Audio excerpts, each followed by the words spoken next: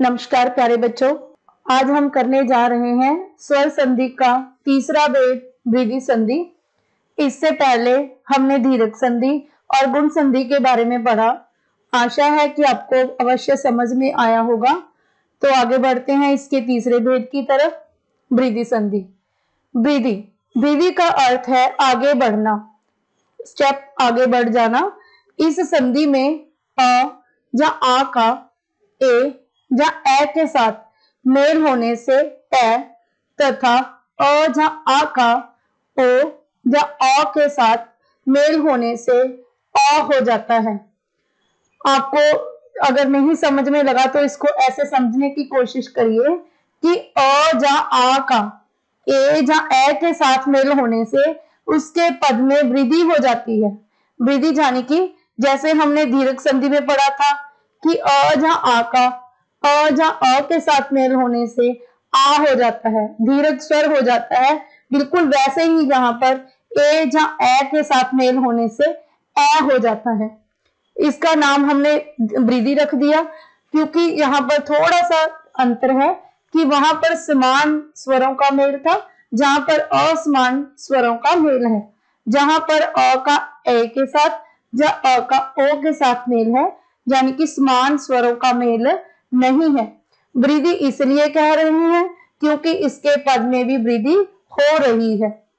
इसके नियम देख लेते हैं। पहला नियम, अ या आ का ए या ए के साथ मेल होता है तो इसमें पूर्व स्वर यानी कि संधि करते समय जो पहले आएगा वो या तो लघु अ होगा या दीर्घ अ होगा। पर स्वर यानी कि संधि के समय जो पीछे आएगा वो या तो ए होगी या ए। तो इससे आदेश क्या उत्पन्न होगा? ए। तो इस संधि के भी इस पहले की तरह चार ही केस बनेंगे। पहला केस देखिए, लघु अ का लघु ए के साथ मेल होने से ए हो जाता है। दूसरा केस, लघु अ का दीर्घ ए के साथ मेल होने से ए हो जाता है। तीसरा केस, आ का ए के साथ मेल होने से भी ए हो जाता है। आ का ए के साथ मेल होने से भी ए हो जाता है। तो आइए इस केस के कुछ उदाहरण देख लेते हैं।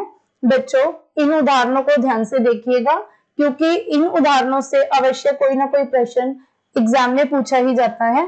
पहली एग्जाम्पल, 1 + 1। देखिए क, इसमें एक का अंतिम वर्ण क्या है? अ। इसमें अ की मात्रा है और एक का जो प्रथम है वो ए है, तो अ और ए के मेल से क्या हो गया है? ए। तो क बड़ी ए की मात्रा लग गई है। 1 + 1 क्या बन गया? एक एक। दूसरी उदाहरण देखिए, मत + ऐक्य क्या बना? मतैक्य। तो मत में आखिरी जो हमारा वर्ण है अ, ऐक्य का प्रथम वर्ण ए, अ और ए के मेल से ए ही बन रहा है, मतैक्य। इसी प्रकार तीसरा उदाहरण देखिए, सदा + एव तो क्या बना? सदा + एव से क्या बना? सदैव। इसमें आ का ए के साथ मेल होने से ए हो गया है। तो बच्चों आगे बढ़ते हैं इसके नियम नंबर 2 की तरफ। इसमें अ या आ का ओ या अ के साथ मेल होने से अ बन जाता है। इसमें पूर्व स्वर क्या है? अ या आ। पर स्वर है ओ या अ। आदेश क्या उत्पन्न होगा? अ। यानी कि इसमें अगर छोटी ओ होगी तो पद की वृद्धि अवश्य होगी। तो पहला केस क्या होगा? अ का ओ के साथ मेल होने से अ। दूसरा केस, अ का अ के साथ मेल होने से अ। आ का ओ के साथ मेल होने से भी अ। आ का अ के साथ मेल होने से भी ओ हो जाता है, अ हो जाता है। तो आइए इसके कुछ उदाहरण देखते हैं। पहला उदाहरण, परम + ओज क्या बना? परमोज। इसी प्रकार 1 + औषध, इसमें पहले ही बड़ी अ है तो बड़ी अ ही रह जाएगी, बनौषध। तीसरी उदाहरण देख लेते हैं, महा + ओज क्या बना? मौज। महा का अंतिम वर्ण आ, ओज का प्रथम वर्ण ओ, आ और ओ के मेल से क्या बना? अ। तो प्यारे बच्चों, ये थी हमारी वृद्धि संधि। इसके बाद के वीडियो में हम करेंगे यन संधि और अयादी संधि।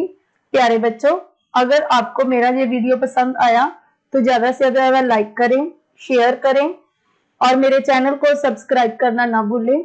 आगे की संधि के नोटिफिकेशंस लेने के लिए बेल आइकन को प्रेस करें। धन्यवाद।